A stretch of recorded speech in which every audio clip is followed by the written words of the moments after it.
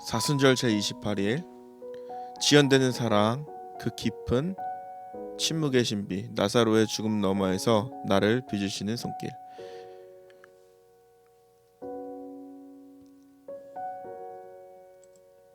오늘 주님께서 우리에게 주신 말씀은 요한복음 11장 1절에서 6절입니다. 어떤 병자가 있으니 이는 마리아와 그 자매 마르다의 마을 베나니에 사는 나사로라. 이 마리아는 향유를 주께 붓고 머리털로 주의 발을 닦던 자요, 병든 나사로는 그의 오라버니더라. 이에 그 누이들이 예수께 사람을 보내어 이르되 주여 보시옵소서, 사랑하는 자가 병들었나이다 하니, 예수께서 들으시고 이르시되 이 병은 죽을 병이 아니라 하나님의 영광을 위함이요 하나님의 아들이 이로 말미암아 영광을 받게 하려 함이라 하시더라. 예수께서 본래 마르다와 그 동생과 나사로를 사랑하시더니 나사로가 병들었다 함을 듣고 그 계신 곳에서 이틀 더 유하시고. 오늘 주시는 주님의 말씀입니다.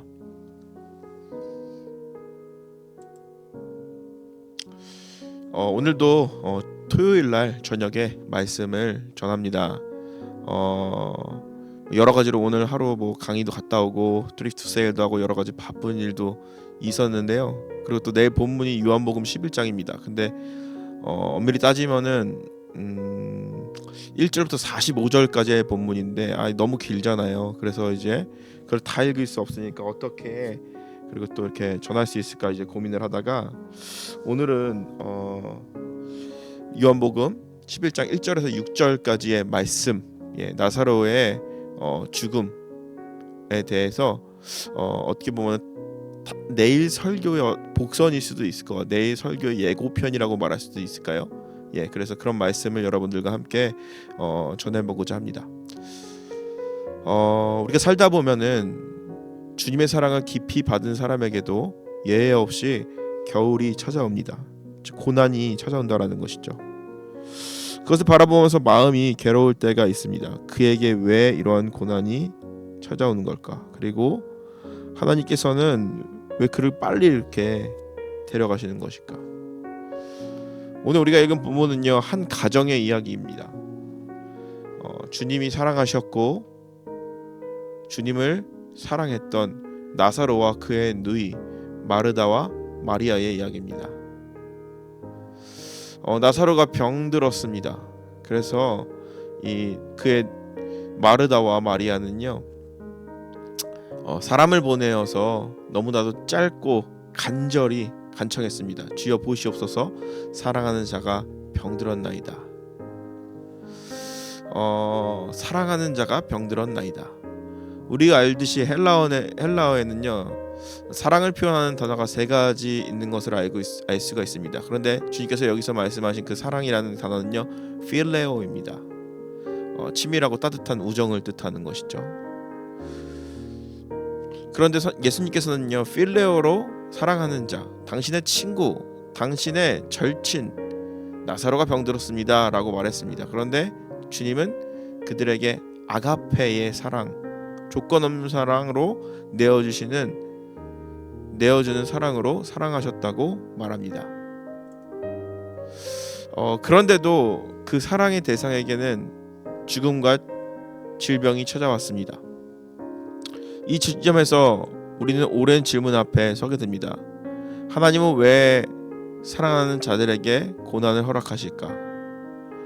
야고보서의 말씀을 조용히 묵상하고 붙잡습니다. 시련은 인내를 만들고 인내는 성숙을 이루어 우리를 조금도 부족함 없는 사람으로 빚어가신다고, 주님을 닮아가는 과정 속에서 때로는 설명되지 않는 침묵의 시간이 지나야 된다라는 것이죠.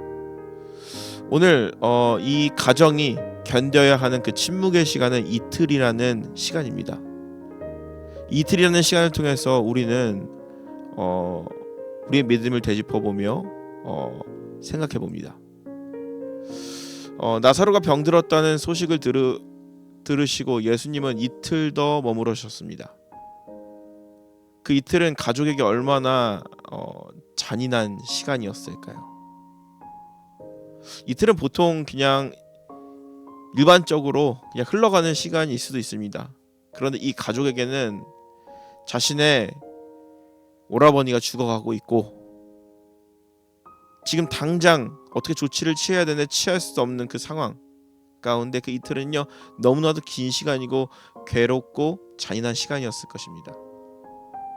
그들의 마음은 이랬을 것입니다. 주님, 정말로 우리를 사랑하십니까? 지금 무엇을 하고 계십니까? 우리가 어떤 기도 제목을 붙들고 같이 기도합니다. 그리고 스스로 아주 오랫동안 기도합니다. 그런데 이런 생각이 들 때가 있습니다.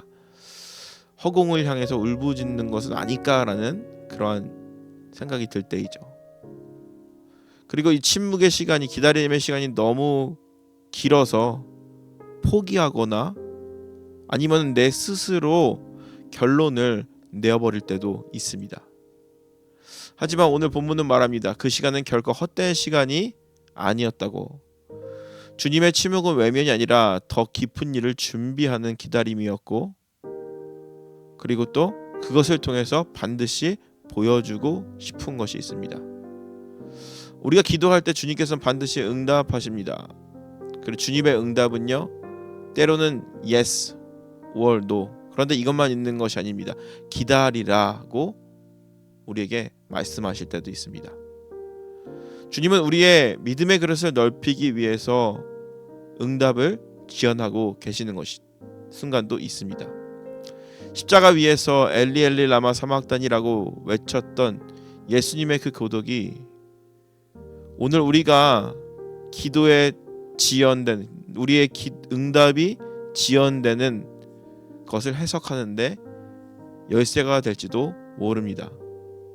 주님이 버림받으심으로 우리가 영접되었고, 주님의 침묵 속에서 우리는 영원한 주님의 음성을 듣는 법을 배웁니다.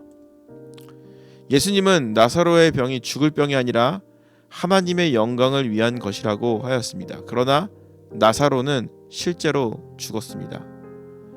인간의 눈으로 보면은 주님의 말씀이 실패한 것처럼 보일 수도 있습니다. 하지만 주님께서는 그저 잠든 것이라고 말하였습니다. 주님은 그를 깨우러 가셨고 그 죽음은 부활의 영광을 드러내는 복선이 되었습니다. 우리의 삶에도 이미 끝난 것처럼 보이는 순간들이 있습니다. 숨이 끊어진 것 같이 우리의 꿈과 소망이 완전히 끊어졌다, 무너졌다라고 생각이 들 때가 있습니다. 그러나 주님의 시선 안에서는 그것은 단지 잠든 과정일 뿐입니다. 오늘 우리는 다시 믿음으로 이 말씀을 붙듭니다. 이사야의 말씀처럼 주님이 찔리고 상하심으로 우리가 평화를 누리고 나음을 입었습니다. 주님은 당신이 밟고 지나가서라도 우리가 살기를 바라시는 분입니다. 그래서 이제는 우리는 고난, 왜 주님께서 이러한 순간에 나에게 이런 고난을 주실까? 왜 저 사람에게 고난을 주실까? 라고 생각하는 것이 아니라 고난 너머에 계신 주님의 얼굴을 함께 구했으면 좋겠습니다.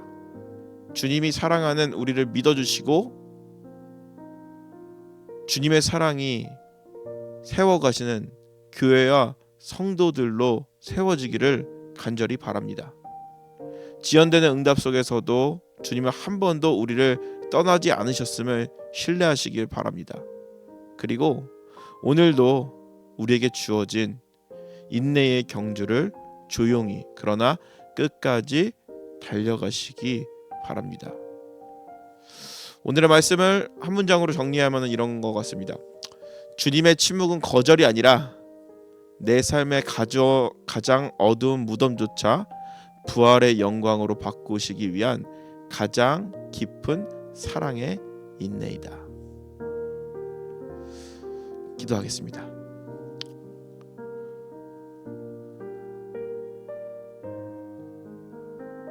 자비로우신 주님, 침묵 속에서도 함께 계시고 사랑하는 자에게도 고난이 비켜가지 않음을 보며 우리 안에 있는 얕은 신앙을 내려놓게 됩니다.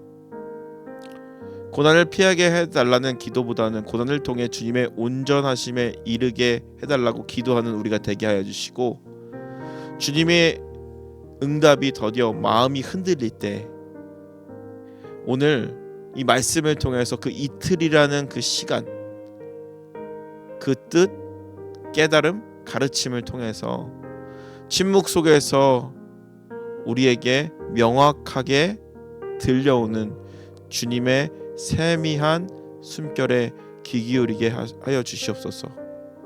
나사로를 깨우러 오셨던 주님이 오늘 제 삶의 닫힌 무덤 앞에서도 동일하게 말씀하고 계심을 믿습니다. 우리를 살리기 위해 십자가에서 모든 물과 피를 쏟으신 그 사랑을 오늘도 의지하며 나아갑니다. 내일은 주일입니다. 주님, 우리가 거룩한 마음으로 주일을 준비할 수 있도록 주여 인도하여 주시고, 우리가 주의 은혜 안에서 이 주일을 보내게 하여 주시고, 그리고 또 주일을 준비하는 그 마음이 정말 제사장과 같은 마음으로 정결하고 거룩한 마음으로 나아갈 수 있도록 주여 인도하여 주시옵소서. 우리 성도님들의 삶을 주께서 붙들어 주셔서 날마다 복된 삶 되게 하여 주시고, 그리고 주 안에서 동행하며 살아갈 때에 날마다 주님께서 허락하시는 구원과 은혜를 경험하는 우리 사랑하는 모든 성도님들 될 수 있도록 주여 인도하여 주시옵소서. 감사합니다. 예수님의 이름으로 감사히 기도드렸습니다. 아멘. 여러분, 좋은 저녁 되시기를 바랍니다. 그리고 우리가 거룩한 마음으로, 경건한 마음으로 주일을 같이 준비했으면 좋겠습니다. 평안히 쉬시기 바랍니다.